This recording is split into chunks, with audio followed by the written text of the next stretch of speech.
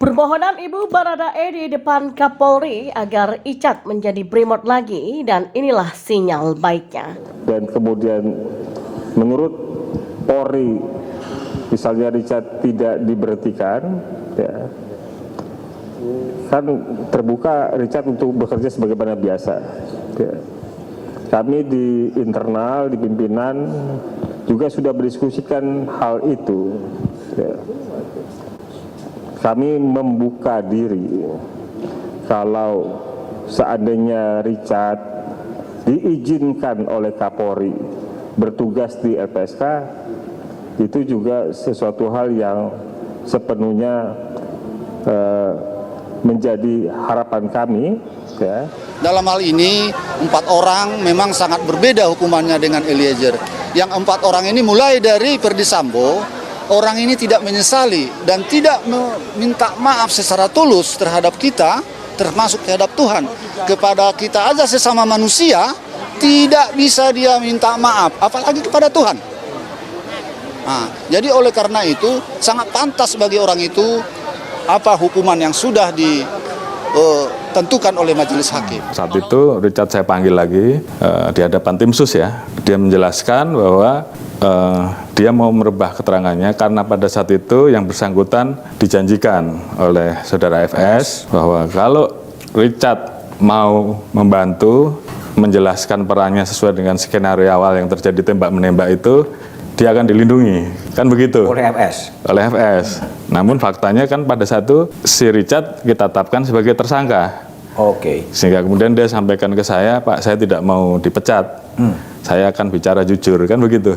Jadi ini memang melalui proses yang cukup panjang. Ya, inilah permohonan langsung Ibu Barada Richard Eliezer Pudihang Lumiu, Rineka Alma Pudihang di depan Kadif Humas Polri Irjen Dedi Prasetyo dalam sebuah siaran langsung program Satu Meja The Forum Kompas TV pada Rabu 15 Februari malam lalu. Rineka Alma Pudihang yang hadir lewat sambungan telepon memohon kepada Polri untuk memberikan kesempatan kepada Baradae untuk kembali menjadi anggota Polri. Menurut Ine, Baradae sangat ingin kembali menjadi polisi karena itu adalah kecintaan dan cita-citanya sejak kecil. Dikatakan ini sebagai orang tua, dia sangat bersyukur atas putusan 1,5 tahun untuk Baradae dari sebelumnya tuntutan 12 tahun penjara. Itu artinya masih ada harapan untuk Baradae bisa bertugas kembali menjadi anggota polisi. Bapaknya sudah tidak bekerja, Icat menjadi tulang punggung keluarga kami. Kami sangat berharap sekali dia bisa kembali bertugas sebagai anggota polisi. Pinta ini berkali-kali. Menjawab hal itu, Kadif Humas Polri Irjen Dedi Prasetyo mengatakan apa yang menjadi keinginan Ibu Baradae akan didengar. Oh ya, pasti Bapak Kapolri pasti akan sangat bijak mendengar apa yang menjadi saran masukan masyarakat, itu juga komitmen katanya. Dan untuk memutuskan Baradae kembali atau tidak ke Polri akan diputuskan oleh Hakim Komisi Kode Etik Polri. Dedi menyebut sidang kode etik terhadap Baradae telah dijadwalkan, namun Dedi tidak menjelaskan lebih lanjut terkait detail tanggal diselenggarakannya sidang kode etik terhadap Richard Eliezer. Dan apabila sudah ada jadwal sidang dan hasilnya tentu akan saya sampaikan ke teman-teman media, ujarnya. Dedi juga menjelaskan tidak perlu untuk menunggu putusan vonis Barada Richard Eliezer agar berkekuatan hukum tetap. Hal itu lantaran putusan yang dijatuhkan hakim kepada Richard Eliezer sudah jelas dan bisa menjadi pertimbangan dari Divisi Propam Polri untuk segera menggelar sidang kode etik. Lebih lanjut, Dedi mengatakan ada beberapa pertimbangan yang akan dijadikan acuan oleh hakim sidang etik untuk menentukan nasib Barada Richard Eliezer sebagai anggota Polri. Pertimbangan pertama dalam status Barada Richard Eliezer sebagai justice kolaborator pun dalam kasus ini. Yang kedua, Dedi mengatakan hakim sidang kode etik juga akan mendengarkan saran dari saksi ahli dan juga masyarakat.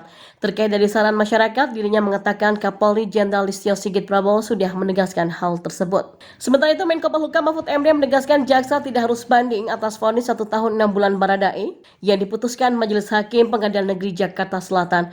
Mahfud bahkan mengingatkan posisi jaksa di kasus pembunuhan Brigadir J mewakili negara dan juga keluarga korban.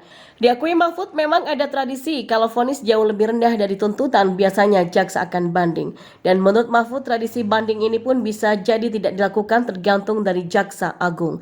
Apalagi ini adalah kasus yang istimewa yang mendapatkan dukungan dari masyarakat luas. Bahkan ada amicus curiae atau sahabat pengadilan. Lalu apakah jaksa perlu banding atau tidak? Mahfud tidak mau masuk dalam proses karena secara pro justisia hal itu tidak diperbolehkan. Namun disinggung tentang proses hukum terdakwa lain yang kemungkinan akan banding, Mahfud MD meminta masyarakat dan media untuk terus mengawasi. Lalu apakah bisa dipastikan pengadilan banding nanti akan independen? Diakui Mahfud, pengadilan tingkat banding memang hanya akan memeriksa berkas dan kadang kala vonis yang diputuskan sering membuat kejutan. Namun terlepas dari itu, Mahfud juga menilai hukuman untuk Baradae sudah tepat, bahkan kata Mahfud secara teoritis dia bisa bebas. Ada pasal melaksanakan perintah jabatan yang tidak bisa dihindari. Dia menerima skenario awal secara sebulan disuruh mengaku, saya yang menembak, semua percaya tapi dia berani